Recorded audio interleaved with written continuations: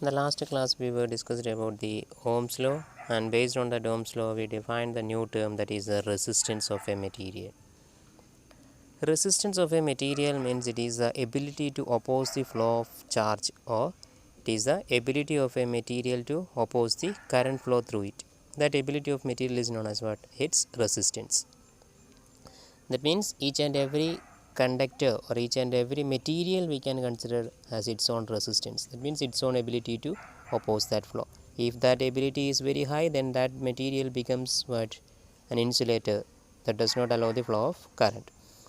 The material which has less resistance or less opposing ability is known as the conductors or a good conductors. Almost all the metals are good conductors. They have very less opposing ability to the flow of charge or electric current. That's why they are considered as the conductors. So if the considering material is a conductor, then that conductor also has a particular amount of resistance, but it is very comparatively it is very less. Okay. Then we obtain the mathematical form of Ohm's law as V equal to IR, where R is known as the resistance. That constant R is termed as the resistance. So we can write an equation or mathematical form of this resistance as resistance R equal to just rearranging these Ohm's law equations. What is V equal to IR? Then R equal to V by I becomes the equation for mathematical form for this resistance. And that is a new physical quantity, that is the ability of material to oppose the flow of electric current.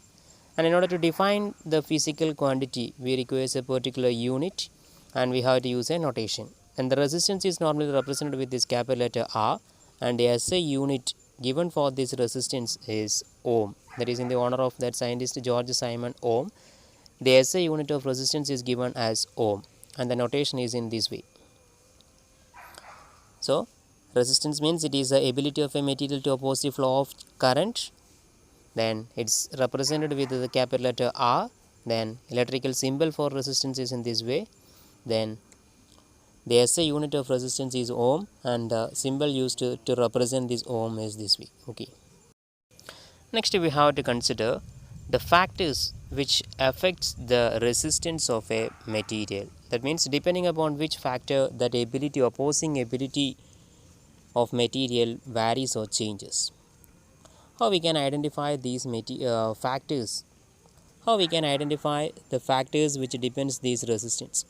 For that purpose, we have to consider one more activity. That means, in order to identify the factors which depends upon the resistance of a material, we have to consider another experiment or an activity. Then, just considering a simple electric circuit for the identification of factors which depending this resistance. Then in order to obtain the resistance of a material, we require the current flowing through that, or we have to measure the current flowing through that material. Also we have to measure the potential difference given across that particular material. So in order to measure the current, we require an ammeter, and in order to measure the potential difference, we require a voltmeter. And the particular material which is under consideration also we require. Okay. And in order to create the potential difference, we require a voltage source, and in order to switch on and switch off the circuits, we require a key. These are the major components required for this particular circuit. Just connecting these circuits as shown in the figure. Then initially we considering a copper material. Means a copper metal piece is considering. Then and when switch on the circuit, what happens? The potential difference is created across that copper wire, that is measured, or that value is indicating in that particular voltmeter, and as a result of that potential difference, a current should flow through that copper wire, and that current is measured in the ammeter. Okay. And just note down the values of that current and the potential difference. Then by using this current and potential difference, we can find the resistance. By taking the ratio between that V and I, we obtain the resistance of that particular copper wire which is taken. And after that, we are replacing the copper wire, and instead of that copper wire, we are using another metal. Suppose aluminum or iron or nichrome or any other metal is using. Instead of copper wire, we are using another metal. But that metal should have the same thickness and same length as that of the copper wire which is taken initially. Just we are replacing the metal, but not changing the dimensions of that material. Same length and same area of cross section. Okay. And we replace the metal with another metal, copper wire with another metal. Then switch on the circuit. Then what happens? The current and the potential difference values we can obtain from the voltmeter and the ammeter, and just note down the values, and by taking the ratios between that voltage and current we obtain the resistance of that particular metal which is used. Then after that, just comparing the resistance of these two metals, then we can say that the resistance which we obtained when using a piece of copper wire and the resistance value which we obtain when we are using an aluminum or iron wire is entirely different. From that, all the other factors are the same. That means the voltage source is same, the ammeter is same, and voltmeter is same, and all the connecting wires are the same which we are used in both these cases.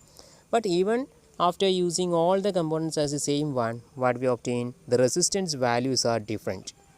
From this one we can conclude that what, depending upon the material, the resistance or the ability to oppose the flow of current varies. So we can conclude that is the first factor that depends upon resistance is the nature of material. That means copper wire has its own resistance, and we are using aluminum wire of same dimension, it has another resistance, and if we are replacing that aluminum with iron wire of same dimension, then it will be given another resistance. So nature of material is the first factor which depends the resistance of that particular material. Okay. Now next, in order to identify the other factor, we are considering same material, that is a piece of nichrome wire or a copper wire we are using, and the length of that wire we are measuring. A nichrome wire of length L1 is connected in the circuit, and the corresponding current and potential difference values we are noted from the voltmeter and the ammeter.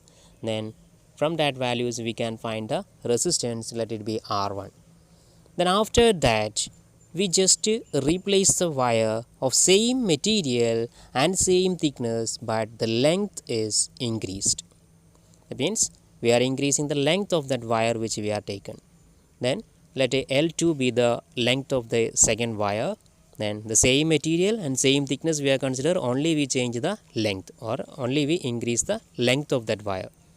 Then after that, the corresponding current and potential difference values are obtaining from the voltmeter and ammeter. And by taking the ratios of that voltage and current, we obtain the resistance of that wire of length L2, and just we can represent as R2. And here also, when we are comparing the R1 and R2 values, that means the resistance of the wire of length L1 and the resistance of the wire of length L2, here also we can see a variation. The R1 is less than that of R2, or we can say that the resistance of the wire of higher length, or the resistance of the wire with more length is more. That means R2 is greater than R1. From the values we can easily identify that. Again, if we are increase the length as L3, then we obtain another resistance R3. And if we comparing the values of R1, R2 and R3, we can see that R3 is much higher than R2, then R2 is higher than R1. Okay, that means as the length increases, the resistance of wire also increases. So from this one, again we can conclude that the length of that wire is another factor which depends the resistance. So the second factor which depending upon the resistance of a material is its length. First one is identified, it is the nature of material. Then the second factor we identified, that is length of that material. The next, another situation we are considering, we are taking the same material, nichrome or copper or aluminum, any particular material we are considering, and the length is also we are fixing, the same length we are considering. But in first case we consider a wire of a small thickness, or we can consider it as its area of cross section. So consider as in cylindrical form, so we can consider the cross sectional area. Initially we are considering a very thin wire, that means a small area of cross section that we can represent as A1, and we are connecting that wire in this circuit, and the corresponding current and voltage values we can, or current and potential difference values we can obtain from the voltmeter and the ammeter, and from that one we can identify the resistance of that wire with the area of cross section A1, and we can represent as R1. Then next, the wire of area of cross section A1, that means the small or a small area of cross section is replaced with another wire, or another wire with higher area of cross section, that means thicker wire is using, then let it by area of cross section be A2. Then the corresponding current and potential difference values we can obtain from the ammeter and the voltmeter, and from that current and voltage value we can obtain the resistance of that second wire. That means R2 we can represent as here the R1 is the resistance of the wire with area of cross section A1, and R2 is the resistance of the wire with area of cross section A2. Then surely we can say that this A1 is less than that of A2. That means A2 is a wire with a higher area of cross section. Then here when we compare in the values of this R1 and R2, we can see that this resistance of the wire with a higher area of cross section is less than that of the resistance of wire with a smaller area of cross section. So from this one again we can conclude that the area of cross section is another factor which depending the resistance of wire. Area of cross section is the another factor which depends the resistance of a particular material. How this area of cross section is depending? We already identified that when the area of cross section is increasing, the resistance is decreasing. So we can say that the area of cross section and resistance are inversely proportional. Area of cross section and resistance are inversely proportional. That means when the area of cross section increases, resistance decreases, or in other words we can say that when the area of cross section decreases, resistance increases. Okay. Then these are the major three factors which depends the resistance of a wire. That means nature of material, length of the material, and the third one is identified as the area of cross section or thickness of the wire. Then one more factor is there, but the dependence of that factor is not in a linear manner. So just we are considering the factor, that is the temperature. Temperature is another factor that depends the resistance of a material. As the temperature increases, the resistance of a metallic conductor increases. As the temperature increases, the resistance of the metallic conductor increases. So the major four factors that depends the resistance of a material or resistance of a wire is its nature, then its length, its area of cross section, and the temperature. These are the four factors that depending the resistance of a particular material. Okay. Then here the dependence of nature of material and the dependence of temperature we can eliminate from the practical situations. That means if we are using the same material in all parts of a circuit, we can avoid the dependence of, or we can avoid the variation of resistance with respect to the nature of material. And if we are keeping the temperature as a constant one, we can eliminate the dependence of temperature over the resistance. Then we have to only consider, or we have to only care about the two factors, that is the length of that wire, and the second one is the area of cross section. We identified that the length of the conductor is directly proportional to the resistance of that wire. That means R is directly proportional to length small letter L. And also the area of cross section is inversely proportional to resistance. That is R is inversely proportional to area of cross section. Area of cross section we are representing with a capital letter A. So when we are combining these two dependents, what we obtain, the resistance is directly proportional to length and inversely proportional to area of cross section. That is, we can say that the resistance are proportional to L by A, directly proportional to length and inversely proportional to area of cross section, are proportional to L by A. And here we can replace the proportionality symbol by introducing a constant. Then we can write R equal to a constant into L by A. And here we are introducing a constant that is known as the resistivity of material. And the representation using is, or the notation we are using to represent the resistivity is rho. Rho is the constant, and that is known as the resistivity of a material. So we can write the mathematical form for resistance R equal to rho L by A, where rho is the resistivity, L is the length of that wire, and A is the area of cross section. So the resistance R equal to rho L by A. where rho is the resistivity or specific resistance. Then how we can define this resistivity? Resistivity we can define in terms of resistance. That is, we have the equation resistance R equal to rho L by A, and from this one we can obtain an equation for this resistivity. Just rearranging this equation, we obtain the resistivity rho equal to RA divided by L. Resistivity rho equal to RA divided by L. And how we can define this resistivity? Then, in order to define the resistivity, we are considering the area of cross section and the length as unity. That means area of cross section we are considering as unity, and length also we are considering as unity. That means both the quantities are considering as 1. Then what change happens to the equation? Then the equation becomes rho equal to R.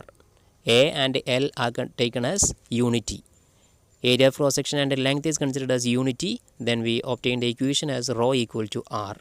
So we can define the resistivity as it is a resistance of a wire or resistance of a material having unit area of cross section and a unit length. Resistivity of a material can be defined as the resistance of that material having unit area of cross section and unit length. Resistivity is the resistance of a material having a unit area of cross section and a unit length. Then what is the SI unit of this resistivity? The SI unit of resistivity is ohm meter. SI unit of resistivity is ohm meter, because we have the equation resistivity rho equal to RA divided by L, where the unit of R resistance is ohm, then area of cross section it is meter square, then divided by length it is meter, and the meter and meter get cancels, then remaining is ohm meter. That is SI unit of resistivity. Then resistivity is defined as the resistance of a material having unit area of cross section and unit length. So the resistivity value is given, that is constant for a particular material. That means resistivity of a copper means that is a constant value for all the copper materials. And if you know the resistivity value of aluminum, that is a constant value for all the materials of aluminum.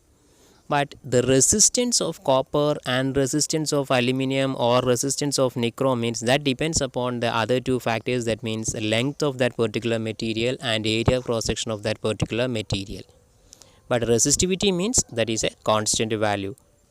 Okay, resistance is depending upon the length of that material and area of cross section of that material.